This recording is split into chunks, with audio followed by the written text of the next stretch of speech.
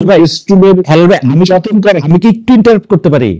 মানে আপনি কি এইটা বলতে চাইতেছেন যে মানে ছাত্র শিবির নিজের নাম দেয়া প্যানেল দেয় নাই এবং ছাত্রলীগের সাথে তারা একটা আতাত করে তারা ছাত্রদলকে হারাইছে, এটা কি ব্যাপার? মানে আমি আওয়ামী লীগে লুকায় ছিলাম, এখন আওয়ামী লীগ আমাদের ভোট দিবে, এগুলি যুক্তির কথা হেলাল ভাই? ছাত্রলীগের আশ্রয়স্থল হয়ে গেল ছাত্র শিবির, অর্থাৎ তাদের মধ্যে একটা নেক্সাস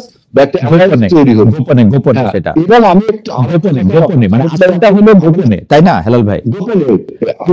আরেকটা কথা বিএনপি যে প্রকাশ্যে আওয়ামী লীগের আশ্রয় দিয়ে আসলো, সেইটার কি হবে? গত এক বছর আমার মনে হয় যে আপনি আপনার বক্তব্যটা নিশ্চয়ই ভেবেচিন্তেই বলছেন, বা এইটা আপনার দলের অবস্থান থেকে আপনি বলছেন, কিন্তু আমার কাছে মনে হয় যে যুক্তিগুলি আপনি দেখাচ্ছেন সেগুলি হয়তো আপনি আবার একটু রিভাইজ করবেন কিনা, একটু দেখবেন কিনা, কারণ আপনি যতদিন পর্যন্ত, এটা আপনার ব্যাপার, দর্শকরা শুনছে। আমি ভাই, আপনি ইউনিভার্সিটিতে আমার শুধু বড় ভাই নন, আপনি বিভিন্ন বিষয়ে আপনার সাথে আমার অনেক কথা, আপনার যুক্তি আমার পছন্দ হয় না, এটা আমি খালি বলে রাখলাম আর কি। যাই হোক, আমি advocate Shashi, we always believe in diversity but there is a unity. এই যে ডাইভার্সিটি একটা নেশনের মধ্যে, পার্বত্য চট্টগ্রামে যারা বসবাস করেন, হিন্দু মুসলিম যারা বসবাস করেন, আমার এলাকা ধরুন বিরাইশাল্লায় প্রায় 40% মানুষ হিন্দু ধর্মাবলম্বী। আমি বিগত 1 বছর ধরে কাজ করছি কোথায়, আমি আজকে যে বাড়িতে বসে আপনাকে জয়েন করছি, এটিও একটা হিন্দু মাইনরিটি কমিউনিটির বাড়িতে।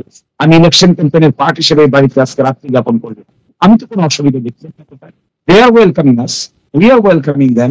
পরে কৌমি বলেন, আলিয়া বলেন, হিন্দু বলেন, বৌদ্ধ বলেন, খ্রিস্টান বলেন, মহিউদ্দিন ভাই আজকে আমি আমার এই ভাইকে সাক্ষী রেখে বলছি, যদি জামায়াত ইসলামীকে মানুষ বিশ্বাস করে, দেখবেন ক্রিয়েটিভ পলিটিক্স কাকে বলে। Okay, we will show the nation how politics can be a creative politics. আমার মনে হয় যে অ্যাডভোকেট শিশুমণি, আমি শুধু স্পষ্ট জানতে চাই যে জামাতে ইসলামী ক্ষমতায় আসলে শরিয়া আইন করবে কিনা।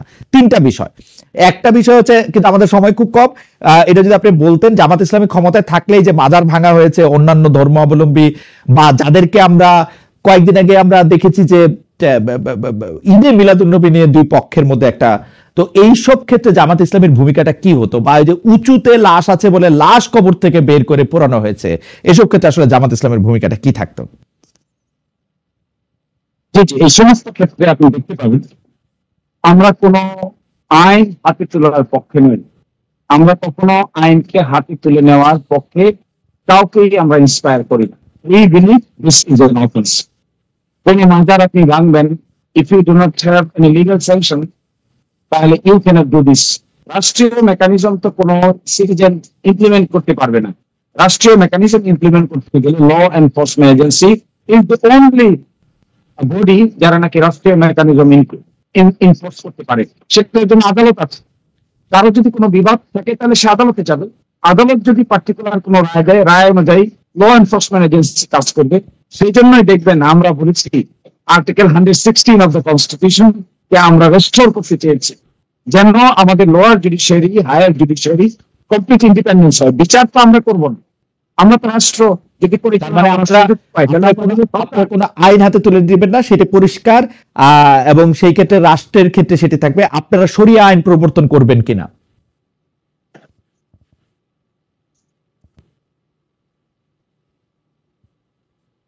ক্ষমতায় গেলে এই প্রশ্নটির উত্তর হলো, শরিয়ার সম্পর্কে একটা যে ধারণা আছে, এই ধারণাটা আসলে আমাদের দেশে একেবারেই একটা ভুল ধারণা। এইটা আমি জনাব মহিউদ্দিন ভাই আপনার সঙ্গে শিষ্টাচার মেনটেন করে একটি হিন্দু মাইনরিটি কমিউনিটি একজন ভাইয়ের বাসায় থেকে কথা বলছি, this is also part of শরিয়া। আমি যে ব্যাংকিং করছি, this is also part of শরিয়া। আমি যে ট্রান্সপারেন্সি অ্যাকাউন্টেবিলিটির কথা বলছি, this is also part of. অবশ্যই আমি কিন্তু শিশির মনির, আমার জন্য খারাপ হবে, আমার একজন বন্ধু আপনার কাছে প্রশ্ন করেছেন, কোরআন সুন্নাহ মানতেই হবে মুসলিম হলে, তাহলে কি ছাত্রদলে বিএনপিতে কেউ মুসলমান নাই? তাদের মধ্যে আসলে পর্দা পুশিদা, ঈমান আকীদা সেটাই বা কতটুকু? আপনি কি নিজেকে মুসলমান মনে করেন কিনা, ইসলামের আদর্শে থাকা একজন মানুষ মনে করেন কিনা? আপনার, যাই হোক, এটা আপনি উত্তর দিলে দিতে পারেন, না দিতে পারলেন। আমি একজন গর্বিত মুসলমান।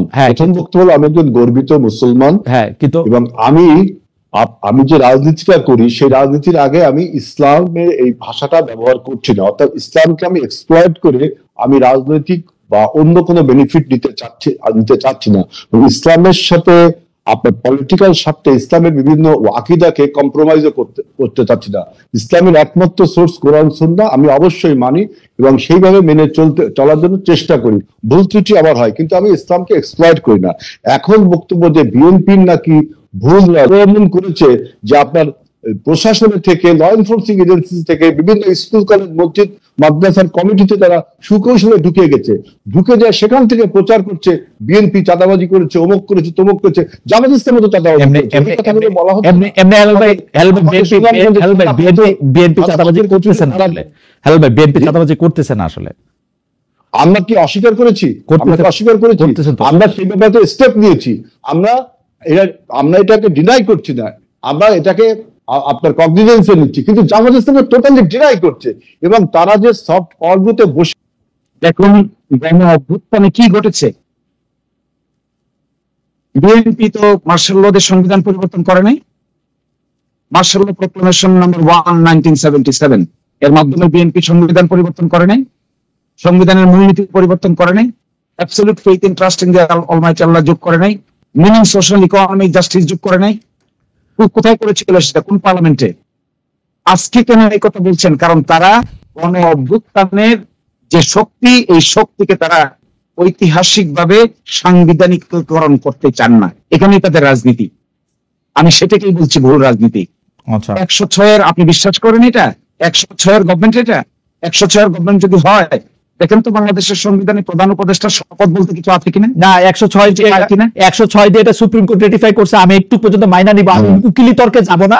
আমি বলবো চিফ জাস্টিস এবং তার ব্রাদাররা বৈশা বলছে যে এটা পারে, আমি ধরে নিছি এটা পারে, কারণ সকল কিছুই তো পারসেপশন।